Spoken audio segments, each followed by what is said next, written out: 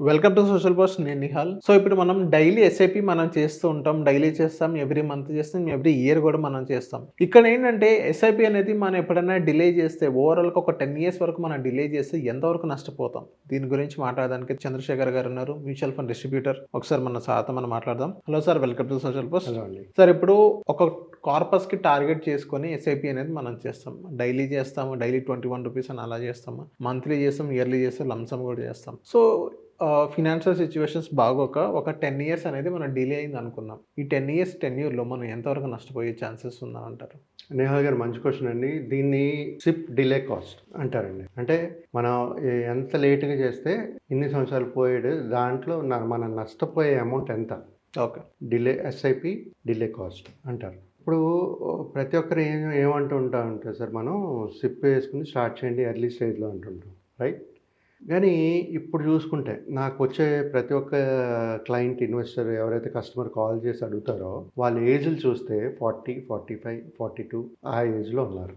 అంటే వాళ్ళ earning stage ఒక 25 అయినా సరే ఒక 30 అనుకోండి. 30 నుంచి స్టార్ట్ చేసిన ఇన్వెస్ట్మెంట్ 40 వరకు, అంటే నాకు కాల్ చేసే వాళ్ళు 40 years అనుకుందాం. అంటే 10 years లేట్గా చేశారు వాళ్ళు స్టార్ట్ ఇన్వెస్ట్మెంట్. అదే ఒక ఇల్లస్ట్రేషన్ పర్పస్గా తీసుకుంటూ మనం మాట్లాడదాం. ఫర్ ఎగ్జాంపుల్, ఇక్కడ నేను ఏం తీసుకున్నానంటే, ఒక 25 years పర్సన్ ఇమ్మీడియట్గా ఇన్వెస్ట్మెంట్ స్టార్ట్ చేస్తే ఎంత వస్తుంది, ఒక అనదర్ ఇన్వెస్టర్ 35 years స్టార్ట్ చేశారు ఇన్వెస్ట్మెంట్. ఇక్కడ మనం తీసుకుంటుంది ఏంటంటే sir, SIP amount same 10,000 okay, కాకపోతే 10 years డిఫరెంట్. అంటే 25 సంవత్సరాల అబ్బాయి ఇన్వెస్టరు 10,000 చొప్పున ఎస్ఐపి స్టార్ట్ చేస్తారు. ఓకే, వాళ్ళు ఇన్వెస్ట్ చేసిన సమయం ఏమో 30 years. అంటే 25 + 30 ఎంత, 55 years, రైట్? 55 years వరకు 30 years 10,000 చొప్పున సిప్ స్టార్ట్ చేస్తూ ఇన్వెస్ట్ చేస్తూ వెళ్తారు. ఇక్కడ మనం తీసుకుంది 12% return sir. Again, mutual funds are subjected to market risk, returns are not guarantee. 12% on and average returns తీసుకుంటూ మనం క్యాలిక్యులేట్ చేస్తే వాళ్ళకి వచ్చే ఫైనల్ కార్పస్, క్రియేట్ చేసిన ఫైనల్ కార్పస్ 3.53 CR. ఓకే, మళ్ళీ చెప్తున్నాను sir, at the age of 25 10,000 SIP start చేస్తున్నారు, 30 years చేస్తున్నారు. Okay, 12% returns, they are getting corpus of 3.53 crores. ఇప్పుడు ఇంకో సినారియో తీసుకుందాం. Age is 35 of the investor, 10,000 SIP start చేస్తున్నారు, 20 సంవత్సరాలే చేస్తున్నారు. ఎందుకంటే ఇక్కడ సమయం ఆయనకు 10 సంవత్సరాలు వేస్ట్ అయిపోయింది కాబట్టి 35 సంవత్సరాల దగ్గర చేస్తున్నారు. 35 సంవత్సరాలు ప్లస్ 20 సంవత్సరాలు మళ్ళీ 55 సంవత్సరాలు, కరెక్టేనా? So is also investing until 55 years, but only for 20 years. 35 దగ్గర 20 years చేస్తున్నాడు, 25 years వాడేమో 30 years చేస్తున్నాడు. Amount is 10,000 SIP, returns is 12%. So 35 years age person invest చేస్తుంటే 10,000 సిప్ 20 years చేస్తుంటే 12% రిటర్న్ తీసుకుంటే ఆయనకు క్రియేట్ అయ్యే corpus, final corpus 1 CR. Okay, పైంది చూడండి sir, 25 years 10,000 SIP 30 years, they are getting 3.53 CR, right? ఇప్పుడు 35 years దగ్గర 10,000 సిప్ స్టార్ట్ చేసి 20 years ఇన్వెస్ట్ చేస్తున్నారు, 12% తీసుకుంటే 1 CR క్రియేట్ అవుతుంది. ఇప్పుడు ఇక్కడ మన ఈ రెండు సినారియోస్లో 10 సంవత్సరాల డిఫరెన్స్ ఉంది, రైట్? అక్కడ ఏంటి, 30 సంవత్సరాలు చేస్తున్నాడు, 25 సంవత్సరాలు, 35 years person investing for 20 years. అంటే 30 - 20 10 years డిఫరెన్స్, రైట్? 10 years డిఫరెన్స్కి ఆయనకు వచ్చిన అమౌంట్ 3.5 CR 25 years క్రియేట్ చేస్తున్నారు, 35 years పర్సన్ 1 CR క్రియేట్ చేస్తున్నారు. అంటే 3.53 - 1 CR అంటే 2.53 CR ద డిఫరెన్స్. ఆ 2.53 CR ఆయన 10 సంవత్సరాలు లేట్గా స్టార్ట్ చేయడం వల్ల నష్టపోతారు.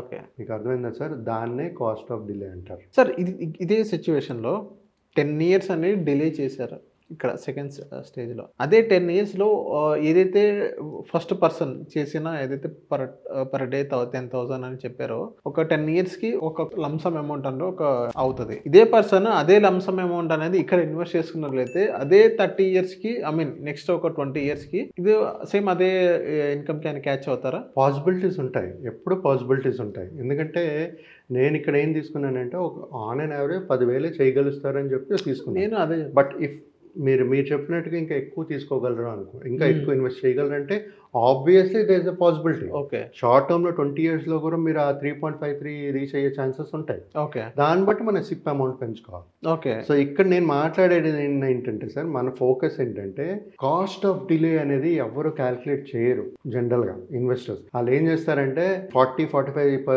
years వచ్చి మనకు అడుగుతారు చూసారా, మనకి కాస్ట్ ఆఫ్ డిలే చెప్పినా వాళ్ళకి అర్థం అవుతుంది, ఇంక పోయిందన్న ఆ టైం పోయింది. టైం పోయినప్పుడు మనం ఏం చేయలేం. మన ఈ కాస్ట్ ఆఫ్ డిలే ఎందుకు మాట్లాడుతున్నాం అంటే ఎవరైతే యంగ్స్టర్స్ ఉన్నారో వాళ్ళు ఇలాంటి మిస్టేక్స్ చేయకూడదని. ఎస్. Right sir. ఒక 25 years అంటే ఎర్లీగా స్టార్ట్, మీరు 25 yearsకి జాబ్ వచ్చినా ఒక 30 yearsకైనా స్టార్ట్ చేయండి. ఓకే. 30 yearsకి స్టార్ట్ చేసినా మీకు ఒక 30 years చిన్న అమౌంట్ అయినా సరే ఒక మంచి వెల్త్ క్రియేట్ అవుతుంది. నేను చెప్పేది ఏంటంటే కాస్ట్ ఆఫ్ డిలే కూడా మనం చూసుకుంటూ, మనం ఒకవేళ ఈ 10 years చేయలేదు అనుకుంటే ఎంత నష్టపోతున్నాం అనేది తెలియాలి. మనం సిప్ వేస్తే ఇంత వస్తుంది అంటాం, అది బాగానే ఉంటుంది. కానీ ఎప్పుడు వేస్తున్నాం మనం సిప్పు? మనం 10 సంవత్సరాలు, ఇప్పుడు 40 to 45 years నాకు ఫోన్ చేసి అడుగుతున్నారు అంటే వాళ్ళు 25 to 35, 40, 15 years they are wasting the time, right?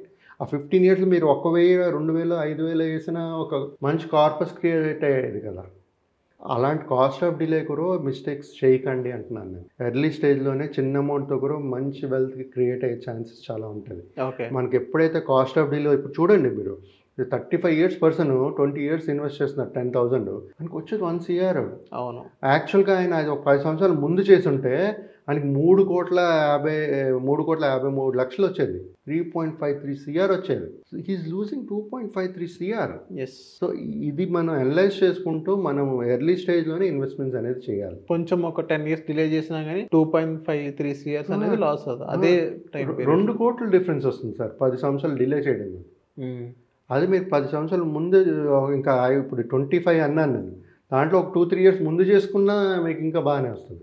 అవును. ఎర్లీగా. సో ఈ కాస్ట్ ఆఫ్ డిలే మనం ఎప్పుడు ఎస్ఐపి ఇంత వేస్తే అంత వస్తుంది, ఇన్ని సంవత్సరాలు ఇంత వేస్తే అంత వస్తుంది అని మాట్లాడతాం. బట్ మనం చేయకపోవడం వల్ల ఎంత నష్టపోతున్నాం అనేది కూడా తెలియాలి కదా. అవును. తెలిస్తేనే వాళ్ళ ప్లానింగ్ అనేది కరెక్ట్గా ఉంటుంది. లేకపోతే అలాగే మరి లేకపోతే ఈ ఒకసారి ఇన్వెస్ట్ చేసి, సార్ ప్రతి ఒక్కరికి నేను చెప్తాను, మ్యూచువల్ ఫండ్స్లో వెల్త్ క్రియేట్ చేయాలి అంటే మీరు చేసిన ఇన్వెస్ట్మెంట్స్ మర్చిపోవాలి. మీకు ఒక 20 సంవత్సరాలు, 10 సంవత్సరాలు, 15 సంవత్సరాలు గోల్ టార్గెట్ ఉందనుకోండి, మీరు వేసిన తర్వాత ఆ డబ్బులు మీ దగ్గర లేదు అనుకోవాలి. మీరు ఉంది అనుకుని మీకు ప్రతిరోజు చూస్తూ ఉంటే ఆ డబ్బులు ఉండదు, మీరు ఖర్చు పెట్టేస్తారు, మీకు వెల్త్ క్రియేట్ అవ్వదు.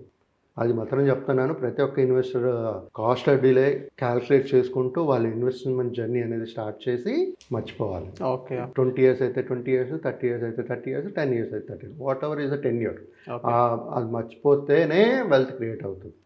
Okay. So thank you sir, మా సోషల్ పోస్ట్ వచ్చిన. థ్యాంక్ యూ నిహాల్ గారు.